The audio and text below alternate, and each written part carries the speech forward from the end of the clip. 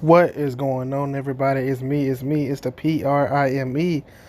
I just wanted to give you a quick recap of AEW Full Gear.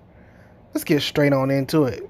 Britt Baker versus. First of all, before we get to that, this stage is beautiful. It's wonderful. It's amazing. Like, one of the best stages I probably ever seen outside of WrestleMania 33 and a couple others, but this is something I'm glad we got something different than the regular two ramps and the two things. So yeah, I'm glad we got this one. Anyway, Britt Baker versus B Priestley. I mean, I don't really have anything to say about this match. I was kind of doing other things, but I did see that she won with the lockjaw or the mandible claw, tomato, whatever you want to call it.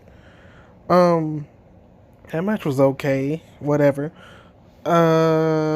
Something interesting we seen Kip Sabian and Penelope Ford form a team, which okay, like I thought that would make sense, but I guess they had to see why she's not with Janela in the storyline when they were just together, but in real life, Kip Sabian and Penelope are together.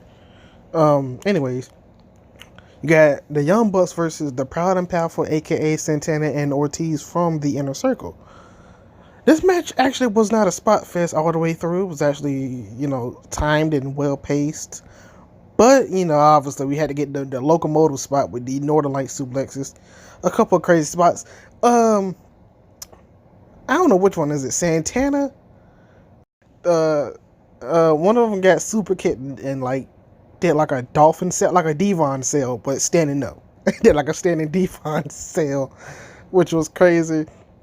Uh, but in the end, the Proud and Powerful won with the was it the Street Sweeper?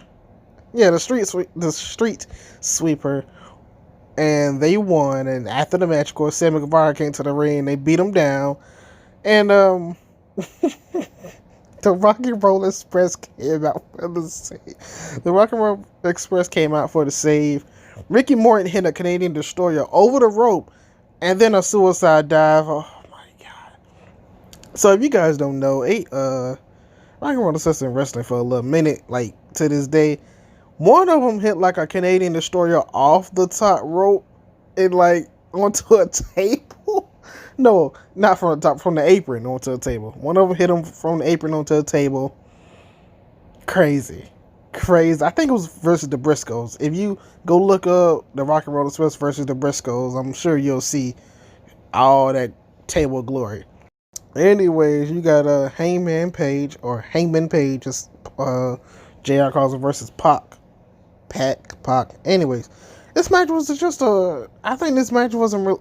I don't know. This match was kind of like regular. It was just like a regular match. It was okay, but it was just like a regular match.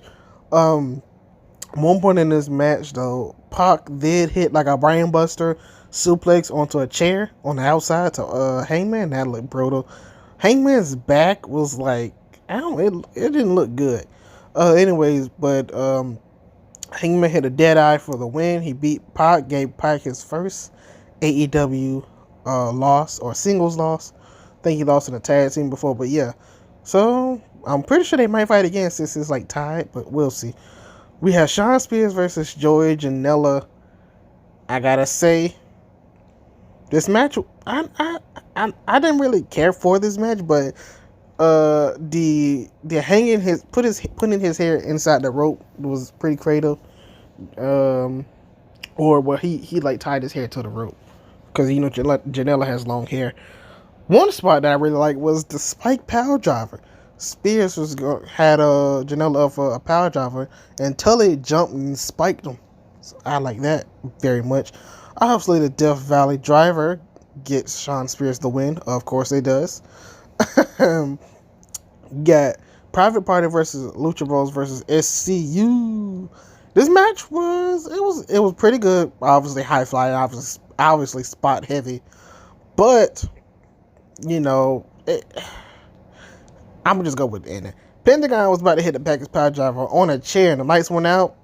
They came back on, and it was kind of like a mirror spot, like a do do do do do do, like a mirror spot. And it was Christopher Daniels, of course it is, and you know, they got the win. No, but seriously, um, yeah, they got the win, and yeah, that was it. They got the win. You got Riho versus Emi Sakura. Look, women's match of the night, obviously, but this match was I was very into this match. Like back and forth, lots of good stuff, lots of good Joshi stuff. If you're not a fan of Joshi, you might not be a fan of this match, but you can still get into it. I think Joshi is like you would want to get into Joshi, or at least try to watch a couple matches or something. But yeah, Riho won and very solid match. Good showcase for the women because women matches need something missing there. They have good women on the roster, but they just don't gel together. Anyways, we have La Champion, Jericho versus Cody. And if Cody loses, he won't challenge for the title ever again. So, before I get started, we have 3 judges. We have Arn Anderson, Dave Malenko, and the Great Muta. I was surprised to see Muta. But yeah, Great Muta. I wish he would have. Well, I know he wasn't going to do the gimmick or anything, but still, to being great. Honestly, I know Liger is coming up on his last couple of matches. I just wish one time AEW got Liger, like so he could say he wrestled in, 5 different companies: WCW, TNA, WWE, or NXT, New Japan. Just really just get him for one more match, one more time. I want to see Jushin Thunder Liger versus the Great Muta. They did that last year in Ring of Honor. It was like a battle royal / Royal Rumble, and the last 2 was Muta and Great Muta. But you give them like 10 minutes at a pay-per-view. Oh my gosh. Okay. Anyways, of course Cody's entrance was crazy because it's always crazy, but it was extra crazy. Jericho's entrance was cool too. But this whole match back and forth. One point in oh my, here we go. One point in the match, Cody unintentionally he went to go dive out the ring, and Jericho moved out of the way, and he landed face first, head first. His eye cut the ramp because it's like one of those the ramp like what TNA used to have, where it goes straight to the ring from the ramp, not the the ramp goes to the ring level, so it's elevated. Yeah, cut his eye. It's like a big gash, and he's a lot of blood flowing. It's an emotional match, and oh yeah, a couple back and forth, kind of near falls, but in the end, Jericho has in the Lion Tamer.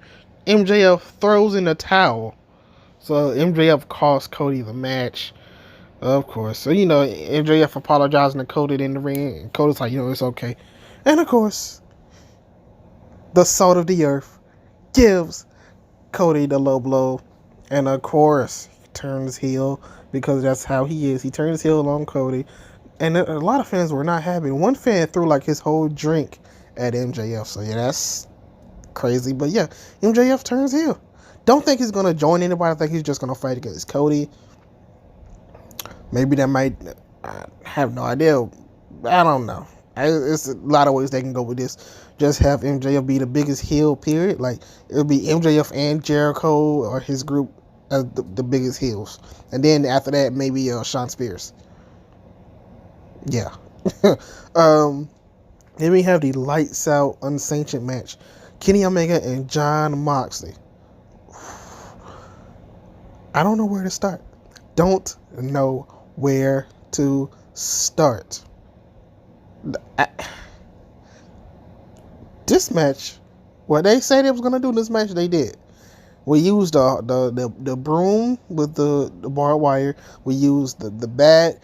We had a board, like a Biz has with the barbed wire, but it had mouse traps on it. Oh my god, we had the glass. He did the what do you call it? The high-low? No, what do you call it? The D-low? Whatever D-low Brown does, his little Clash of the Titans move. onto some glass, some shattered glass. We got a chain. We we got a lot of stuff. We got like a whole like a I don't even know what you call this thing. Like a board, but it's not a board. It's I don't know, but it's full of barbed wire. They did a suplex off the stage into the board. Um, Omega like put like a piece of glass in Moxley's mouth and did a V trigger, and oh my, yo, this match is crazy. You have to go back and watch it or look at the highlights. Like, what else happened, man? Oh my gosh. Um, oh man, whatever. You just have to go back and watch it. Anyways, they pulled up all parts of the ring so that the wood is exposed, and Moxley hit the paradigm shift on the wood, and that was ridiculous. I'm surprised Kenny took that spot, but and I say you have to go back. You have to go back. Watch this match. I watch the highlights. At least look at the Instagram pictures or the Twitter. You gotta look at something. My grade for this, I'm gonna give it an A.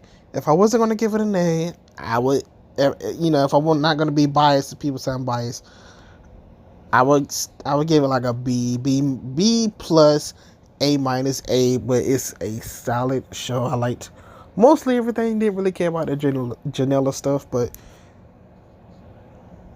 this it's pretty solid pay-per-view to be your first official one after having TV shows in the build-up and everything. Having like a real build-up and not like, we gotta watch BTE, something like that. So that's my thoughts. Follow me at KVNG Prime Time, and Prime Time is all the time.